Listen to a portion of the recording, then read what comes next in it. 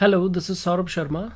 So now we'll be talking about this Ayushman Bharat Digital Mission, which is an important scheme for your health-related infrastructure in the country, and this topic has applications in the social issues, then applications in the uh, governmental policies for the poor and vulnerable people, for the welfare of the people schemes, social schemes for the development of the welfare of the poor people and vulnerable sections of the society, and then also it has the economic implications as well.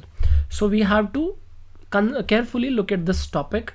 So what is this Ayushman Bharat digital mission, and how is it working, and what are the stakeholders involved, and how the things working in this entire topic we'll be looking into this video.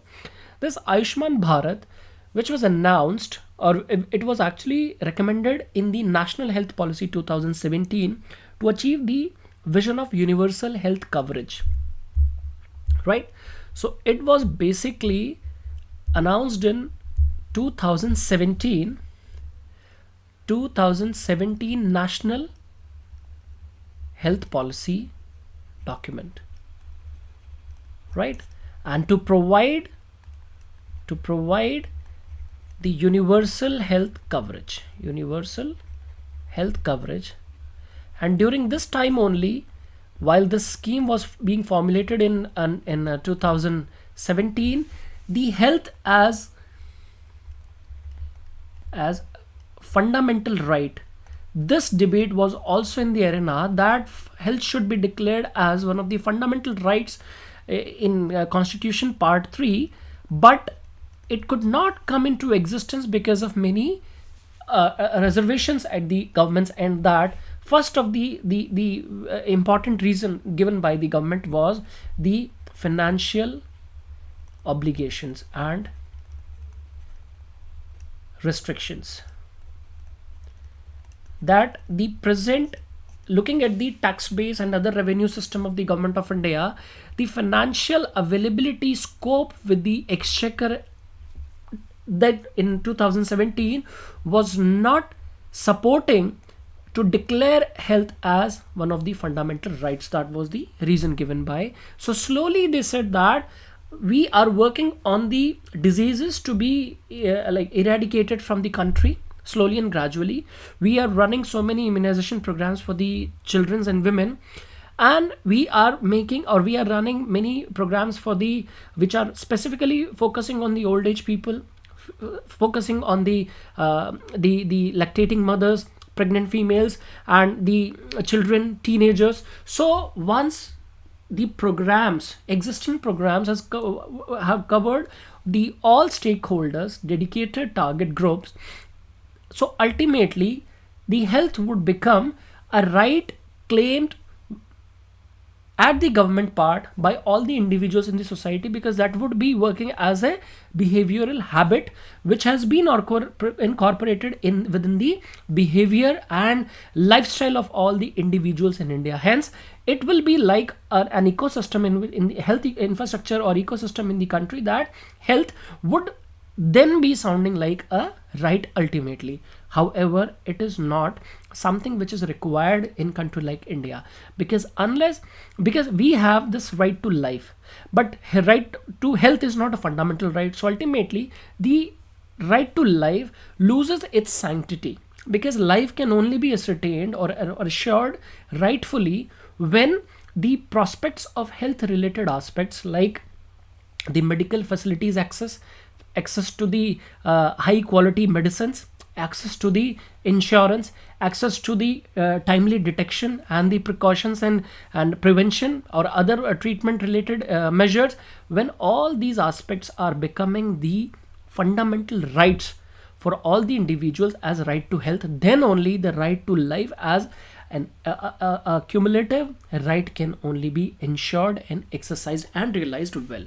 So coming back to the topic, this Ayushman Bharat digital mission is basically, it's a universal health coverage system that aims to provide digital health IDs for all Indian citizens to help hospitals, insurance firms, and citizens access health records electronically when required. Because what happens, please understand, this is a structural problem. What happens that in India, when people have the tendency to switch over the medical practitioners they visit, sometimes according to the distance, according to the practitioner's availability, and according to the consultation fee, if the fee are being paid from the personal pockets or personal expenses or personal incomes, then the choice of the medical practitioners or the medical facilities are decided on what amount is being incurred to availing these services. So ultimately it affects the quality of practitioners and changing the practitioners from one to another. When the practitioners or the consultants are being changed, every consultant try to diagnose the case from the historical or the background or history or related to that disease on his own. So that is why ultimately he gets the test and other kind of observation aspects to be done from his own understanding, right? In this manner, the time is delayed, the expenses are hiked, and multiple records are developing, but there are no track records of all the previous past diagnoses which might have happened about the patient, about the disease. In this manner, a central database kind of infrastructure would be developed in which easily the past histories can be accessed easily, and accordingly an idea can be developed, and more new tests, if it is required, can be performed without wasting any time which has already been done. Especially it is required in the cases of road accidents, because the medical personnel, they hardly get any time to conduct or to diagnose the patient from the historical disease or any kind of existence. So hence it is like a killing of time or race against time, where the life is fighting with every single tick of the watch. So in this manner, this digital health ID is for all Indian citizens, where the hospitals, insurance funds and citizens can have access to the health records electronically whenever required in the shortest possible period of time, is highly important to save upon the precious lives of the citizens, right? And this project was actually announced in 2020 on 15th August from the Red Fort, and the project is implemented in the almost the 6 to 8 states and union territories, right? I'm talking from the perspective of 2021 and 22 right now.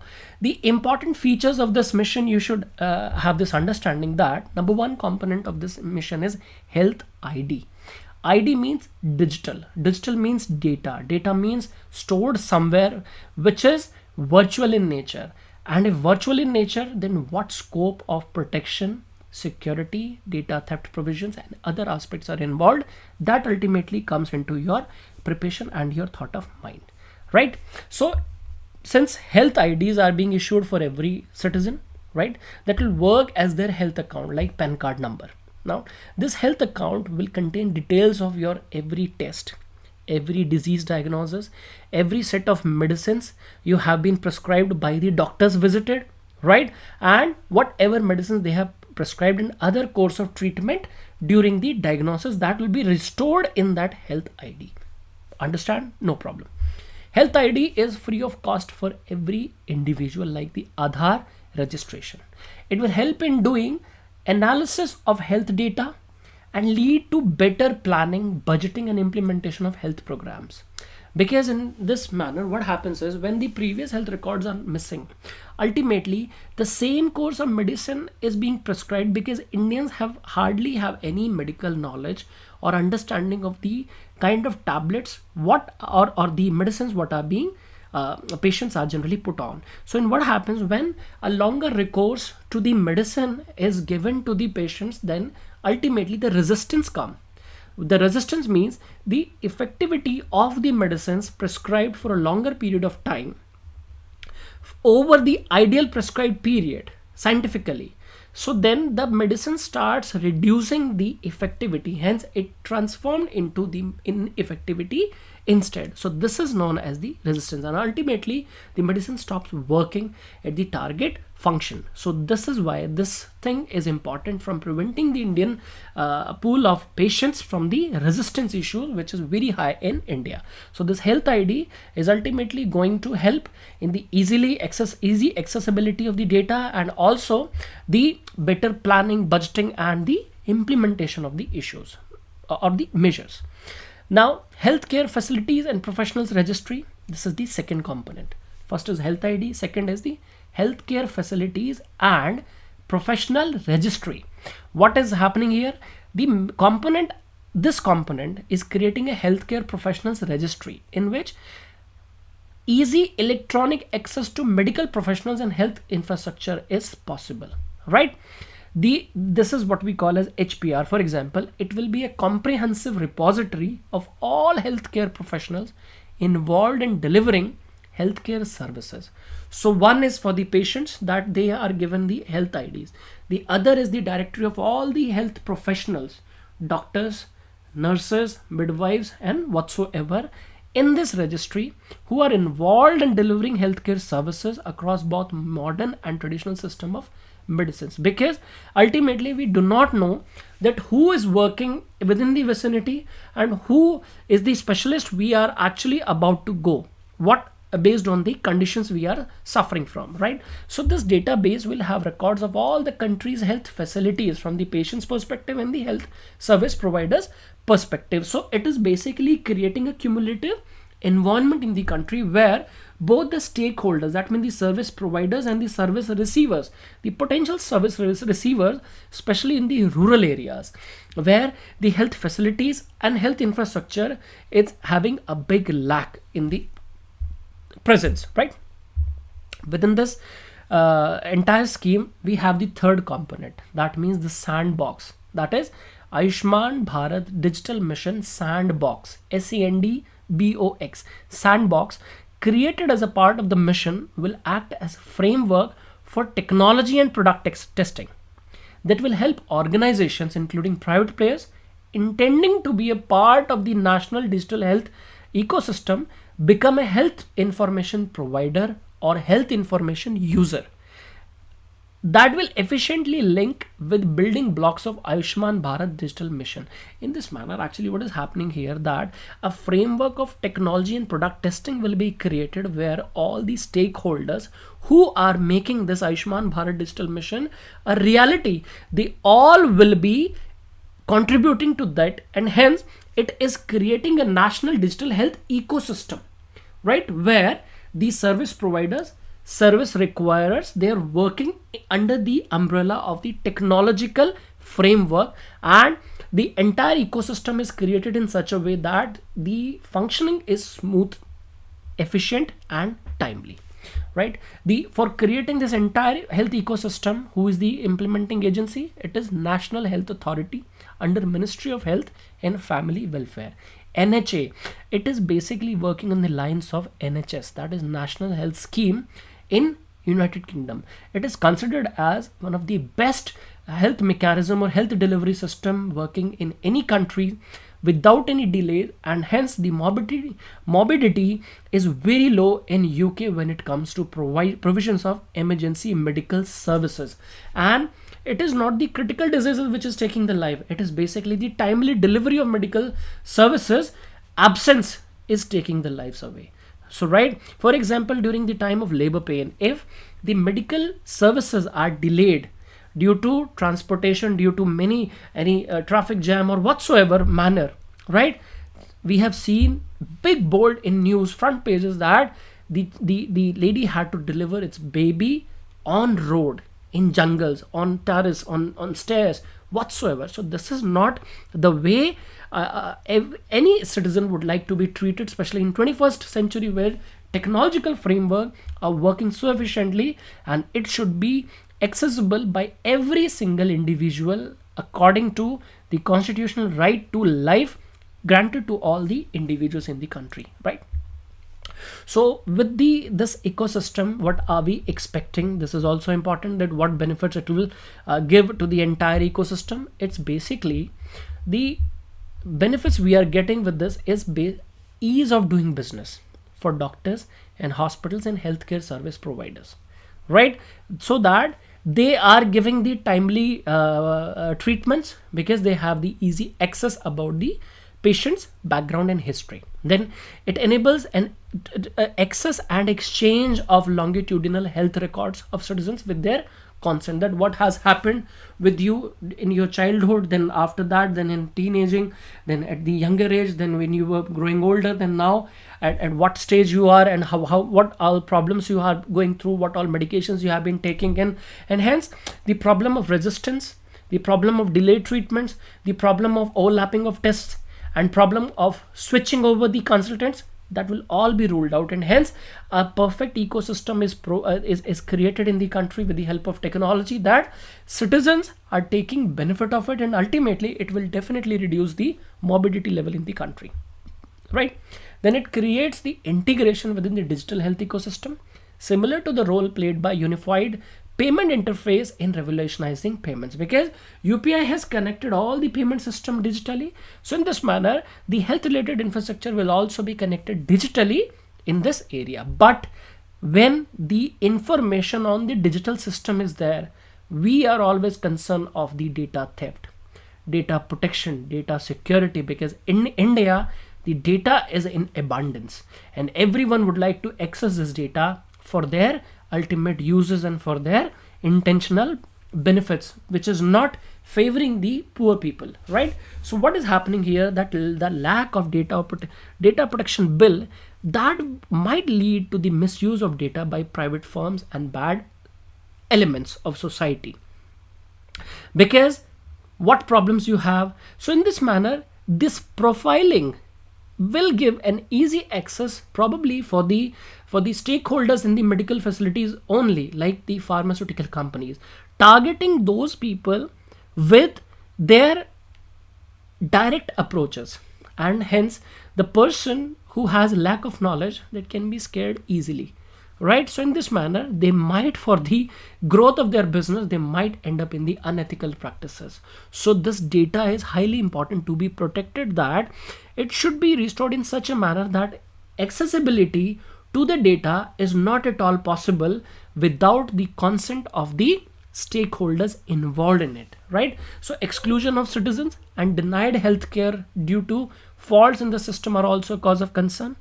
For example, the records are not being accessible, right? And somebody denies willfully that your record is not good and ultimately will be doing that. Then what mechanism do we have to ensure the applicability of the availability of data? That means the assurance of the authentication of the data is also important, that what is being uploaded, it is belonging to the person to whom it belongs to actually in practical life. So that is also an issue, right? So the data fabrication we cannot actually expect here, right? Next, the when it is saying that the registry will be created of all the health service providers, then the issue of the jhola chhap doctors is also involved here. That how do you ensure that the degrees under which the people are being registered, that is coming from the valid authority or the councils working in respective areas, right? So in this manner, the authority of giving the legitimation to the medical degrees, professional degrees, is also a big concern, hence that has to be looked upon. So if we talk about the entire context and some suggestions, so that could be that this National Digital Health Mission still does not recognize health as a justiciable right or a legal right as fundamental right. This is what we have seen. So there should be a push draft at making health a right as prescribed in the draft National Health Policy 2015 to 17, right? So in addition, the failure of a similar National Health Service, right, it must be learned from, and the technical and implementation related deficiencies must be proactively addressed prior to launching the mission on a pan-India scale, because in India the settings are different, right? We cannot copy National Health Services from UK because their population size is precisely less, and there initially there were problems within NHS also, but now nothing is better than NHS in the world level, right? Then the standardization of NDHM architecture across the country will need to find ways to accommodate state specific rules, and hence synchronizing with the government schemes like Ayushman Bharat Yojana and other IT enabled schemes like reproductive child health care and Nikshay etc. is required, so that this Ayushman Bharat Digital Health Mission, it is becoming a comprehensive scheme that is covering all the aspects and all the possible schemes in society are being run by the government of states and central level, and hence this collective ecosystem is helping and intending the beneficiaries only, with no overlapping, no duplicacy, or no parallel clashing between the schemes, and ultimately the beneficiaries is denied or basically delayed from the services provision. So that should not be a concern. Hence all these issues must be resolved well in time, that hence we are able to make it a comprehensive scheme to be delivered to the beneficiaries on time. So that is about this scheme. This is also very important to be discussed. Thank you so much.